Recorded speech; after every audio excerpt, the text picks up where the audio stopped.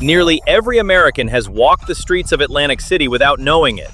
In 1935, a game called Monopoly went on sale with a board built entirely from the street map of one New Jersey resort town: Boardwalk, Park Place, Baltic Avenue, Marvin Gardens.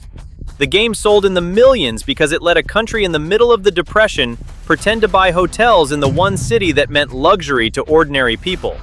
A city that at its peak drew 16 million visitors in a single summer. A city that called itself the world's playground. Now go find those streets today. Stand on the real Baltic Avenue, among discount stores and vacant lots. Or walk the boardwalk past the fenced gap where a 39-story casino tower stood until the morning in 2021, when it was dynamited in front of a cheering crowd. Atlantic City is not an abandoned place. Almost 40,000 people live there, and millions still visit. But it is a city that went functionally bankrupt, lost control of its own government to the state of New Jersey, and holds some of the deepest poverty in the Northeast. It got there in the strangest way possible. It was bankrupted by its own rescue. In 1976, the city bet its entire future on a single industry, an industry written into state law as the official cure for everything that ailed it. The cure worked exactly as designed. That was the problem. The city was invented, more or less from nothing, as a business plan. In the early 1850s, a doctor named Jonathan Pitney, who had spent years on the marshy barrier island called Absecon across from the South Jersey mainland, convinced a group of investors that the island's beach could make money if a railroad could reach it. The Camden and Atlantic Railroad was chartered. An engineer named Richard Osborne drew up the town plan and gave it a name with the confidence of pure marketing: Atlantic City. And in July of 1854, the first train delivered the first tourists to a town that barely existed yet. The logic was simple, and it never changed for a century. Philadelphia was hot, crowded, and 60 miles away. The beach was cool and empty. A working family that could never afford Newport or Saratoga could afford a round-trip train ticket, and there were hundreds of thousands of such families within 2 hours of the sand. Everything the city became flowed from serving those families. And its most famous invention solved its most basic problem: sand. Guests tracked it into hotel lobbies and rail cars by the pound. And in 1870, a conductor named Alexander Boardman proposed laying a wooden walkway along the beach so promenading tourists would keep the sand where it belonged. The first boardwalk was 8 feet wide and taken up each winter. It grew, walk by walk, into a permanent avenue of planks a mile long, then 60 feet wide in its prime stretches. And it turned out to be one of the great commercial inventions in American history. The boardwalk made the beach a street. Along a street you can build storefronts, and along this one rose the amusement piers, the saltwater taffy shops, the rolling wicker chairs pushed by attendants, and the enormous wooden hotels, the Traymore, the Marlborough Blenheim, Haddon Hall, castles of turrets and domes facing the sea. By the turn of the century, the resort was drawing millions every summer, delivered by hundreds of trains a day in season. And it had refined its real product, not the ocean. The feeling, for a shop girl or a dock worker, of living for 1 week the way the rich lived all year. A century later, the city would invent something even more profitable than the boardwalk. And the more profitable thing is what finally finished it. The city protected that product with real ingenuity. Its problem was the calendar, a season that ended hard on Labor Day. And in 1921, a group of boardwalk hotelmen invented a solution that outlived them all. They staged a bathing beauty contest the week after Labor Day, crowned a 16-year-old from Washington as the winner, and called her Miss America. The pageant was never about beauty. It was about 1 more week of full hotels, and it worked for the better part of a century, becoming a national institution that was, underneath the sashes and the anthem, a room occupancy scheme. The same commercial instinct filled the piers. The Steel Pier, jutting half a mile into the Atlantic, sold a single admission for a full day of vaudeville, big bands, and its signature act, a horse that dove from a high tower into a tank of water while thousands watched. None of it was subtle. All of it was profitable. The city had learned early that spectacle is a machine for making people forget what things cost. The city that sold that feeling was, from the beginning, 2 cities. The visitors saw the boardwalk. The work was done by the Northside, the neighborhood inland of the tracks where the city's black residents lived, a community that by 1930 made up a quarter of the population, the highest share of any city in New Jersey. They were the cooks, chambermaids, waiters, and rolling chair pushers of the resort economy, barred from the hotels they staffed, and from most of the beach itself, allotted one strip of sand at Missouri Avenue that everyone called Chicken Bone Beach. The Northside built its own parallel resort world. Hotels, clubs, an entertainment strip on Kentucky Avenue that booked the best black performers in America. Remember this neighborhood, because every plan that ever promised to save Atlantic City was tested against what it did for the Northside, and every one of them failed the test. It is worth pausing on what a summer day there actually was, at the height of it. The planks smelled of creosote and salt and caramel corn. Rolling chairs hissed past in both directions. Barkers pulled crowds toward wax museums and incubator babies and fortune tellers. The piers blazed with electric light before most American main streets had it. And on Easter Sunday, the boardwalk filled shoulder to shoulder for miles with families promenading in new clothes. A parade with no route and no organizer that newspapers covered like a state occasion. Photographers sold portraits on the sand. Lifeguards were minor celebrities. For a factory worker from Camden or a seamstress from South Philadelphia, 1 week of this was the year's reward, saved for through 50 weeks of wages. 16 million people a summer do not visit an illusion that is not working. It worked, which is exactly why the city never developed anything else, and why what happened to that illusion after the war left nothing behind it. The city's true golden age arrived in 1920, carried by a law meant to destroy places like it. Prohibition in Atlantic City was simply not enforced. The town's owner, and that is barely a metaphor, was a Republican county boss named Enoch Johnson, called Nucky, who held the modest title of county treasurer and controlled the police, the courts, the rackets, and most of the votes. Under Nucky, the resort sold what the rest of the country had banned, openly, on the theory that visitors came to do what they could not do at home, and that a dry playground was a contradiction in terms. The bet paid spectacularly. The 20s were the city's peak decade, the decade of 16 million summer visitors, and its underworld standing was formalized in May of 1929 when the bosses of American organized crime, Capone from Chicago, Luciano and Lansky from New York, met openly in Atlantic City for what historians consider the first national gangland summit, strolling the boardwalk in rolling chairs between sessions. The city government, meanwhile, built the era's great monument. Convention Hall, opened in 1929 on the boardwalk, enclosed the largest open room on Earth, 7 acres under one roof with no columns, fitted with the largest pipe organ ever constructed, a machine of more than 33,000 pipes. A city of 66,000 people had built itself the biggest room in the world. That is what confidence looked like in 1929, and 1929 is a year with a famous ending. Nucky himself lived like the emperor of the arrangement. A suite at the Ritz, a blue limousine, a fresh red carnation every morning. And when federal prosecutors finally built a case, the charge that stuck in 1941 was, fittingly, taxes. The machine survived his imprisonment without a tremor. Here is why. Every racket in the city, the backroom casinos, the brothels, the numbers banks, the bootleg suppliers, paid regular assessments to the Republican organization. The organization delivered votes, controlled the police and the licenses, and protected the rackets. Money moved in a closed circle, vice to politics to protection and back to vice. And everyone from ward captains to beat cops drew a share. Visitors saw none of it. They saw a resort where the drinks arrived legally cold and nobody asked questions, and they rewarded it with return visits. A circle like that does not depend on any one man, not even the man in the Ritz. What it could not survive was parked, a decade later, in the driveways of Philadelphia. The fall took 30 years, and it had almost nothing to do with the Depression, which the resort survived, or with Nucky Johnson, who handed the machine intact to a state senator named Frank Farley. What killed the Golden Age was transportation, the same force that had created the city. Atlantic City existed because it was the beach you could reach.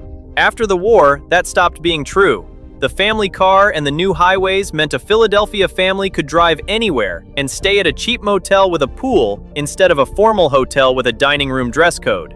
The airlines meant that for the price of a week at the shore, they could reach Florida, where the water was warm in March.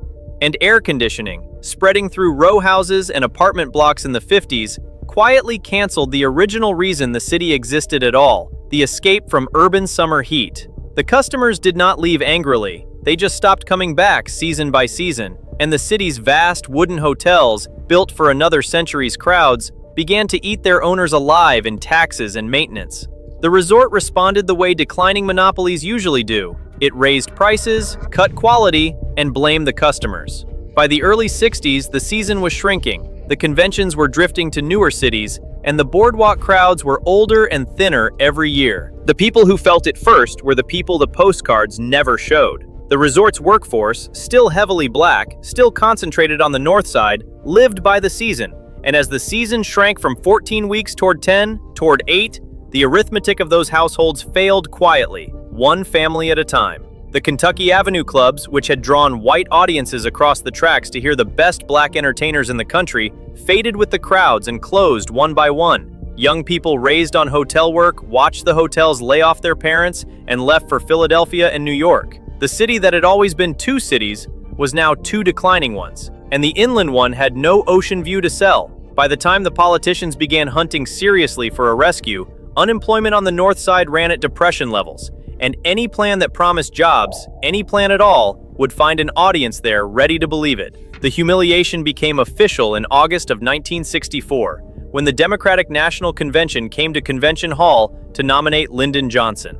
The city had lobbied hard for it, expecting a showcase. Instead, thousands of reporters with expense accounts and deadlines spent a week documenting a resort in visible decay, peeling hotels, boarded storefronts, poor service at high prices, and told the country about it in print. The verdict was so brutal that it entered political folklore, and the city's bookings collapsed further. What happened next was the same thing that happened in Detroit and St. Louis in those same years, compressed onto a barrier island. The middle class and the jobs left. The population fell from its peak of 66,000 to under 48,000 by 1970, on its way to 38,000. The grand hotels started coming down, and the demolitions were public spectacles. The Traymore, the great domed sandcastle that had anchored the boardwalk for generations, was imploded in 1972, and the footage ran everywhere, a preview of a genre. Whole blocks near the beach were cleared and stayed cleared because nobody would build on them. By the mid-70s, Atlantic City was a resort with a quarter of its rooms, a third of its former visitors, one of the highest unemployment rates in New Jersey, and one asset left: desperation, in a state that was open to creative solutions. The solution had been circling for years. Nevada was, at the time, the only state in America with legal casino gambling, and Atlantic City's business establishment argued with increasing volume that gambling was the one industry guaranteed to fill hotels in a city that already knew how to sell permissiveness. A first referendum in 1974, proposing casinos anywhere in New Jersey, failed badly. The campaign regrouped, narrowed the proposal to Atlantic City alone, wrapped it explicitly in the language of rescue, and spent heavily, much of the money coming from resort interests who stood to profit. On November 2, 1976, New Jersey voters said yes, roughly 1.5 million votes to 1.1 million. On the boardwalk that night, there were street celebrations. The enabling law the legislature passed the following year is worth quoting, because the whole story hides in one phrase. Casino gambling was authorized as a unique tool of urban redevelopment for Atlantic City. Stripped of the statutory language, the state had designated an industry whose business model is separating visitors from their money as the official instrument for rebuilding a poor city. The assumption, repeated in every speech, was that the money would spill outward from the casino floors into the streets, the shops, the neighborhoods, and the tax rolls. Hold that assumption. The next 40 years are a controlled experiment in whether it was true. It started like a miracle. On May 26, 1978, Resorts International opened the first legal casino in American history outside Nevada, in the shell of the old Haddon Hall Hotel, and the crowds broke every projection. Lines stretched down the boardwalk for blocks, gamblers waited hours to reach a table, and the count rooms could barely process the cash. In its first year, that single converted hotel took in more money than the most profitable casinos in Las Vegas, and the gold rush was on. Caesars came, then Bally's, then Harrah's in the Marina, then Steve Wynn's Golden Nugget, then a young New York developer named Donald Trump, who would eventually control 3 casinos on the Strip. Within a decade, roughly a dozen casinos lined the boardwalk and the Marina, and the headline numbers looked like salvation itself. 30 million visitors a year, more than Orlando, making Atlantic City the most visited resort destination in the country. Tens of thousands of casino jobs, nearly 50,000 at the peak, in a region that had been starving for work. gaming revenue that climbed year after year until it surpassed the Las Vegas Strip itself. On the north side, they were counting a different number. But on paper, the unique tool of urban redevelopment was the most successful economic development program in American history. And for 5 years, it looked exactly like the cure it had been promised to be. You only had to walk 1 block inland to see the fraud in it. Because the city around the casinos kept dying, and it kept dying for reasons built into the casinos themselves. Here is the mechanism, because the mechanism is the whole point. A Las Vegas resort wants you outside, moving between properties on a strip that is itself the attraction. An Atlantic City casino wanted the opposite, because outside was a poor, decaying city that frightened its customers. So the buildings were designed as fortresses, windowless boxes turned inward, connected to their own parking decks, with every restaurant, bar, and show a visitor could want held inside the walls. The industry's customer base sealed the deal. Atlantic City never became a fly-in destination, it became a bus trip. On a good day in the 80s, more than 1,000 buses a day rolled in from Philadelphia and New York, carrying day trippers, disproportionately elderly, disproportionately of modest means, who were handed rolls of quarters and meal vouchers as they stepped off. They rode from their front doors into the casino garage, played for 6 hours, ate the comped buffet, and rode home. They never touched the city. Their money never touched the city. The average visitor in the bus era stayed a matter of hours, not nights, and every dollar of their spending was captured inside buildings engineered to never let it out. Within a decade of that first opening day, block after block of the local economy the casinos were supposed to revive, the diners, the shops, the little restaurants that a resort city lives on, had closed, undercut by free casino buffets and cut off from customers who never walked the streets. The boardwalk itself became a strip of souvenir shops and pawnbrokers between fortress walls. 30 million people a year visited a city that most of them never actually entered. The land itself was the second casualty. The referendum set off one of the wildest real estate speculations in American history, as investors raced to assemble casino-sized parcels. Rooming houses and apartment blocks that had sheltered the city's poor were bought and emptied, and thousands of residents, many of them the elderly and black families of the Northside and the neighborhoods behind the boardwalk, were pushed out by owners betting on a casino that, in most cases, was never built. The speculators demolished and then sat on the land, waiting for prices that never came. And the result was the signature landscape of casino-era Atlantic City, gleaming towers rising directly out of blocks of rubble and weeds, some of the most photographed urban contrast in America. The state had foreseen some of this. The casino law obligated the industry to reinvest a share of profits in redevelopment, and when the casinos resisted, New Jersey created an authority in 1984 to collect 1.25% of gaming revenue for that purpose. Over the decades, it collected enormous sums and spent much of it on projects that served the industry: garages, convention facilities, boardwalk improvements, or on projects outside Atlantic City altogether, which the law permitted. And every safeguard that was supposed to make casino money serve the public had to pass through a city hall that generations of bosses had built specifically to leak. In 1984, the year the Reinvestment Authority was created, the sitting mayor, Michael Matthews, was removed by recall and pleaded guilty to extortion in federal court. Neither the first Atlantic City official to leave office for prison, nor anywhere near the last. The Northside got some housing. What it never got was the promised transformation, and the numbers stated it plainly. Through the entire boom, through the years the city outgrossed Las Vegas, Atlantic City's population kept falling, and its poverty rate stayed among the worst in New Jersey. The unique tool of urban redevelopment had redeveloped the inside of its own buildings. The industry's own finances carried a warning that almost nobody priced in, and the clearest example wore the future president's name. Donald Trump opened Trump Plaza on the boardwalk in 1984.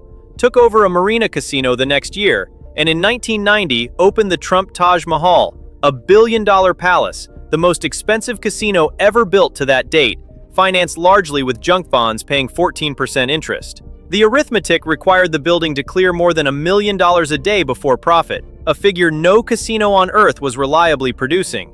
And within a year, the Taj was in bankruptcy court, the first in a train of restructurings that ran for 2 decades. The episode mattered beyond one developer. It showed that the market was saturating, that the buildings were leveraged past what the bus trade could support, and that the whole miracle rested on a single fragile fact. Atlantic City had a regional monopoly on East Coast gambling. Its customers came because they had nowhere closer to go. Monopolies born of law die by law. And in 2004, Pennsylvania wrote the law. Pennsylvania legalized slot machines in 2004 and opened its first parlors in 2006, including casinos in and around Philadelphia, the very city Atlantic City had been invented to serve. New York, Delaware, and Maryland moved in the same years. The bus rider from Northeast Philadelphia, the foundation customer of the entire Atlantic City model, now had slot machines 20 minutes from home. The effect was immediate and it never stopped. Atlantic City's gaming revenue peaked at $5.2 billion in 2006 and then fell the next year, and the year after that, and every single year for a decade, until barely half of it remained. A market built for 12 casinos was suddenly a market for 8, and the correction, when it came in one catastrophic year. In January of 2014, the Atlantic Club closed. In August, Showboat closed. 2 days later came the one nobody could explain away. Revel, a $2.4 billion glass tower, the tallest building in the city, had opened barely 2.5 years earlier as the resort's fresh start.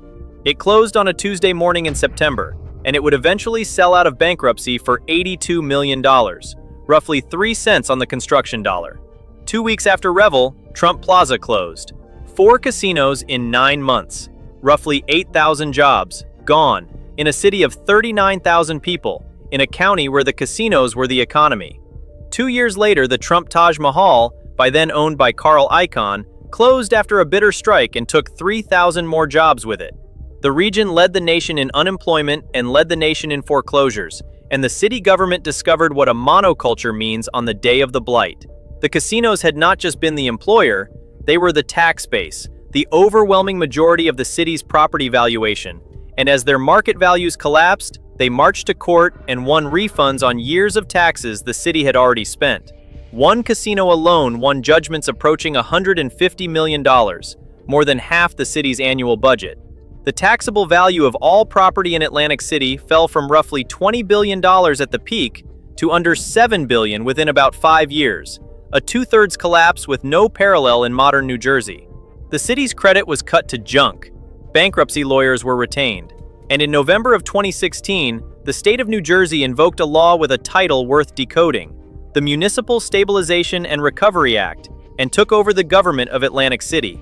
Stripped of the statutory language, the state seized the city's checkbook, its contracts, its ability to hire and fire, and its assets, including the power to sell the city's water system. The takeover was described as temporary. It ran for years. 40 years, almost to the month, after New Jersey's voters handed Atlantic City a casino monopoly as a unique tool of urban redevelopment, the experiment reached its measurable conclusion. The industry was still operating. The city it was supposed to rescue no longer governed itself. Behind each of those institutional numbers were the people the industry had actually employed, and their arithmetic was crueler. The dealers, cocktail servers, housekeepers, and cooks who lost their jobs in 2014 were disproportionately in their 40s and 50s, holders of specialized casino skills with 8 fewer casinos to sell them to, many carrying mortgages on houses in a county where home values were collapsing at the fastest rate in America. Food pantries in Atlantic County reported lines of former casino workers within weeks of the closings. Some found work when the shuttered buildings reopened under new flags years later, at starting wages, with their seniority gone. The union that had struck the Taj Mahal over the elimination of health benefits watched the casino close rather than restore them, a demonstration of leverage that every remaining property understood perfectly. The industry had arrived, promising to rescue a working-class city. In its contraction, it taught that city what it had actually been all along, a landlord, not a neighbor. The industry did not die, it evolved, and in evolving, it completed its own logic. The Taj reopened as a Hard Rock, Revel reopened as the Ocean, and headline gaming revenue eventually climbed back past its old peak. But look inside the number, and the city has vanished from it, because the growth is online gambling and sports betting, wagers placed on phones from couches across New Jersey, money that is booked to Atlantic City casino licenses and never physically enters Atlantic City at all. The logic of 1978, sealed buildings that captured every dollar, has completed itself. The dollar no longer even requires the building. Meanwhile, the city that hosts the licenses still holds around 38,000 people, with a poverty rate near triple the state average, and the young people of the Northside still grow up a short walk from the Boardwalk in one of the poorest cities in the Northeast. fourth-generation witnesses to the oldest local tradition there is. The rescue that arrives, builds its walls, and keeps the money.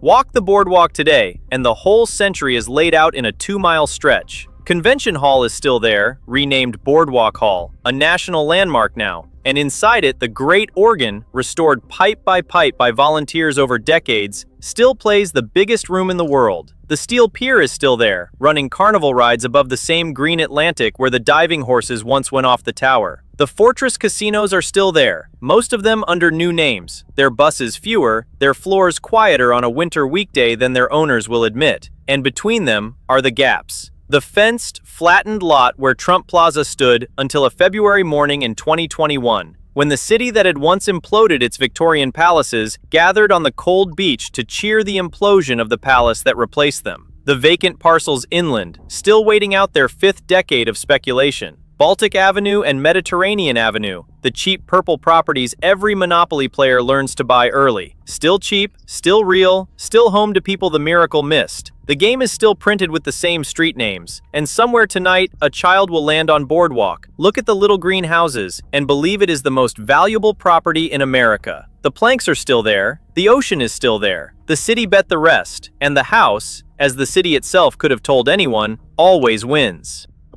Thanks for watching. Don't forget to hit the subscribe button in the middle to watch more forgotten places and abandoned history from across America. Then click the video on the left to watch similar stories like this. Or if you really want to get stuck in, click the playlist on the right. New videos every week. I'll see you in the next one.